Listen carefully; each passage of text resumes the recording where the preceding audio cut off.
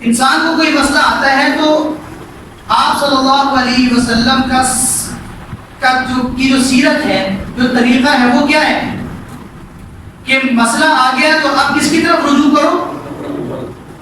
یہ بات ہماری قوم کو سمجھ ہی نہیں آ رہی آج تک. ہم تو بڑے ہی یہ بات سن کر ہو رہے ہوئے، ابھی تک علماء سے سنتے رہے اور ہر دور میں ہم نے یہ سنا ہے. یعنی 2007 میں بھی ہم یہ سنتے تھے کہ یار چینی بہت مہنگی ہو گئی. حالانکہ اس دور کا اس دور کے ساتھ مقابلہ کریں، توازن کریں تو بہت زیادہ فرق ہے. اس وقت بھی ہم یہ سنتے تھے پیٹرول اتنا مہنگا ہو گیا، لوگ رو رہے تھے. اس وقت بھی علماء یہ کہتے تھے کہ بھئی مسائل کا حل، پریشانیوں کا حل رجوع الی اللہ ہے. اللہ تعالیٰ کی ذات کی طرف رجوع کر لینا، اللہ سے مانگنا، اللہ کے آگے جھکنا، اپنی زندگیوں کو اللہ تعالیٰ کے سپرد کرنا، مسجدوں کو آباد کرنا، نماز کی پابندی کرنا، تلاوت کی پابندی کرنا، استغفار پڑھنا. نوح علیہ السلام کو اللہ کیا فرما رہے ہیں؟ فَقُلْتُ اسْتَغْفِرُوا رَبَّكُمْ إِنَّهُ كَانَ غَفَّارًا. جب مشکل حالات آئیں تو میں تمہیں کہہ رہا ہوں کہ تم اپنے رب کے سامنے بیٹھ جاؤ اور کثرت سے استغفار کرو. إِنَّهُ كَانَ غَفَّارًا، اس لیے کہ وہ بہت زیادہ معاف کرنے والا ہے. جب تم استغفار کرو گے یعنی بیٹھ جاؤ گے اللہ کے سامنے اور اپنی پریشانیوں کو رکھو گے اور پھر اپنے گناہوں کو بھی رکھو گے اور یہ تصور کرو گے کہ یا اللہ یہ جو حالات ہیں یہ ہمارے ہی کیے دھرے کا نتیجہ ہمارے سامنے آ رہا ہے. اے اللہ ہم استغفار کرتے ہیں، ہم توبہ کرتے ہیں، ہم معافی مانگتے ہیں. تو اللہ تعالیٰ کیا فرما رہے ہیں؟ یرسل السماء علیکم مدرارا. پھر دیکھنا کہ آسمان سے جو بارشیں برسے گی وہ تمہارے لیے سیلاب نہیں بنے گی، وہ تمہارے لیے رحمت بنے گی. وَيُمْدِدْكُمْ بِأَمْوَالٍ، اللہ تمہیں مال دیں گے بہت زیادہ استغفار کی کثرت سے. وَبَنِينَ، اللہ تمہیں بیٹے دیں گے. مال اور بیٹا بہت بڑی نعمت ہے. اللہ نے یہاں اسی کا ذکر کیا کہ جب آپ اپنی آزمائشوں کے وقت کیا کرو گے؟ استغفار کرو گے کثرت کے ساتھ تو اللہ تمہارے حالات بدلیں گے.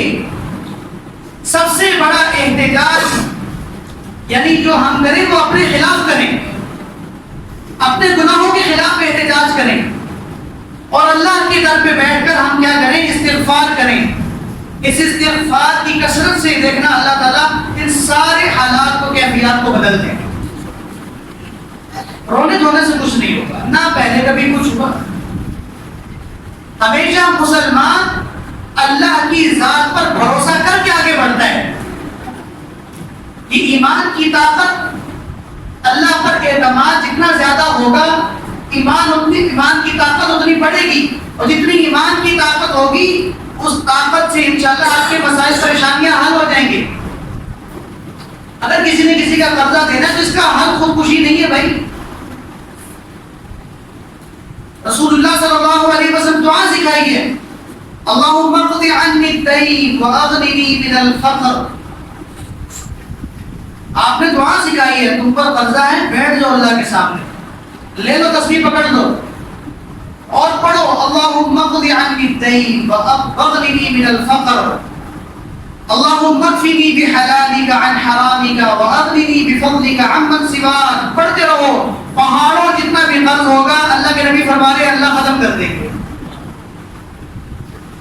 کسی سے مانگنے کی ضرورت نہیں ہے، کسی بینک سے لون لینے کی ضرورت نہیں ہے، کسی امیر کے پاس جا کر بھیک مانگنے کی ضرورت نہیں ہے.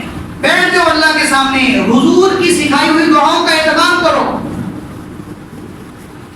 دو جملے ہیں، اللہم اقض عنی الدین واغننی من الفقر. ایک یہ دعا ہے اور اگلی دعا بڑی ہے، اگر کوئی سیکھ سکتا ہے تو پڑھے اللہم اکفنی بحلالک. اے اللہ تو اپنے حلال سے میرے لیے کافی ہو جا کہ مجھے حرام کی طرف جانے کی ضرورت نہ پڑے. واغننی بفضلک، اپنے فضل سے تو سارا بوجھ قرض کا اتار دے. تو جب یہ چیزیں ہم اپنائیں گے تو یہ تو پریشانیاں ہمارے سامنے کوئی حیثیت نہیں رکھیں گی. یہ ہمارے سامنے بالکل ایک چونٹی کی طرح ہوں گی. کیوں؟ جس ذات سے ہم مانگ رہے ہیں اس ذات بہت بڑی ہے. جس ذات کے سامنے ہم نے ہاتھ پھیلائے ہوئے ہیں ہم تو اس کو دیکھ رہے ہیں نا, ہم اپنی پریشانیوں کو نہیں دیکھ رہے. اس لیے اپنے اندر ایک تو شکر کی کیفیت پیدا کرے کہ یا اللہ جس حال میں آپ نے رکھا ہے یہ بھی تیرا شکر ہے, یہ بھی تو چھین سکتا تھا ہم سے. تیرا شکر ہے کہ تو ابھی تک تو نے ہمیں اس حالت میں برقرار رکھا ہے. اور یا اللہ تیرے سے یہ دعا کرتے ہیں کہ مزید ہم پر تنگیاں اور پریشانیاں نہ بھیج, ہم آزمائشوں کے قابل نہیں ہیں. اے اللہ ہم تجھ سے دعا کرتے ہیں, استغفار کرتے ہیں, توبہ کرتے ہیں, تیرے سامنے سجدہ کرتے ہیں. اے اللہ تیرے نبی کے مطابق ہم تیرے سامنے یہ دعائیں پڑھ رہے ہیں کہ اللہ تو ہماری ساری تنگیوں کے حالات کو دور فرما دے. یا اللہ تو ہماری ساری